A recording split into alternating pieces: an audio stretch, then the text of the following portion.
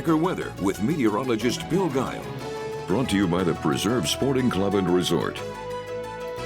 Good evening, everyone. We've gone through most of the snow accumulations this evening, and things are going to start winding down but turning to sleet and freezing rain. And here's some indications that are letting you know that things are kind of letting up. Where the visibility is lower, down around a half mile in Worcester and up towards Boston, 3/4 of a mile, you got steadier snow still going on, bigger snowflakes. But visibility's been creeping up across Rhode Island, and that's an indication that some warmer air is starting to get into the mid-levels of the atmosphere. So you may have noticed, if you're looking outside the window, the snowflakes are now getting to be much smaller, the kind of a grainy type of snow. And that's indicating that the milder air is working in the mid-levels, and we're going to be getting ready to change over fairly soon. Next hour or two, really, we'll start to see it working across the region. So here it is. Take a look at the satellite and the radar imagery. The darker blues, that's where the steadiest snowfall is occurring now, north of the Mass Pike, and some of the steadiest snows exiting the east coast of Massachusetts. But notice locally here, yeah, things are really letting up, and we're barely getting an accumulation rate now, roughly about 1/10 to, at the most, 1/4 inch per hour at that type of pace across Providence County. To the east and south, we're looking at still a little more prolific snowfall through Plymouth County, but it too will start to let up there as well. And hey, here we go. Here's the indication that things are starting to change. Down in Groton and New London, they have flipped to rain, where the temperature's gone to 34 degrees. Westerly is still holding on to snow and 32. But fairly soon, within the next 30 minutes, you'll be flipping over as well. So here's what's going on. Here's the low pressure system that we're going to be watching. It's going to work its way across the region overnight tonight and into tomorrow morning. And as it does so, it's going to start pulling in milder air. But some of the cold air at the surface is going to get stuck for a while in the morning. So if you're going to be traveling early morning hours, especially anywhere to the north, be aware there could still be icy spots out there. But down to the south, it'll be a rain, and some of that rain will be heavy at times as we go into the afternoon.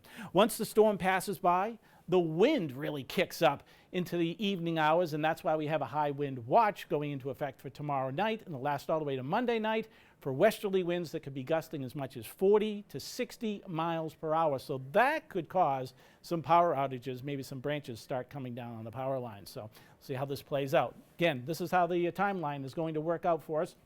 As we go to around 1 to 2 o'clock in the morning, we'll start to notice that mixing line working its way north. That's the pink area that you're seeing here. So it'll be sleet turning to freezing rain. But notice our temperatures. They're going to be a little sluggish to move through the entire overnight hours all the way through daybreak. But down along the south coast, those numbers are going to start getting up to what will certainly be the melting range, and especially on the surface. So we do have those frozen grounds. So what I really look for at this time of the year is for the air temperature to reach 34 and 35 degrees to alleviate the freezing rain threat. I'm talking about on any untreated surfaces in particular. Now notice, off to the north and west around daybreak, it's still hovering around 32 and 33 degrees, and it's not until about 10 or 11 o'clock in the morning when you can get to that threshold that I like to see, so that things become a little more safer on the roadways.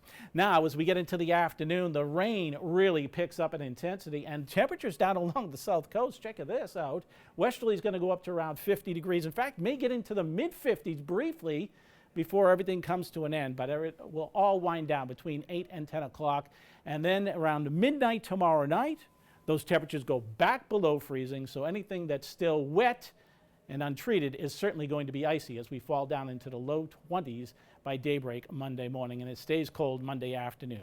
So here's what we're looking at when all is said and done. General snowfall amounts for much of Rhode Island on the order of 3 to 5 inches. We still have roughly another inch or two still to go, but you're just about done along the south coast.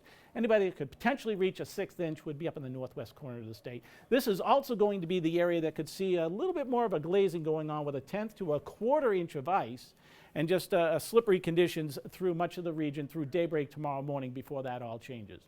And again, remember, I mentioned the high wind watch for tomorrow night into Monday. Winds gusting 40 to 60 miles per hour across the region. It's going to be a blustery, cold day. And here's a quick peek. The potential for the storm on Thursday. This is the way things looked last night with the position of the area of low pressure on both models. The GFS hasn't changed its theme, still says we get into it, but the Euro says we're going to miss it. All right, so that's the recap for you here as we look at the extended forecast. Cold, windy conditions for the next couple of days after the storm tomorrow.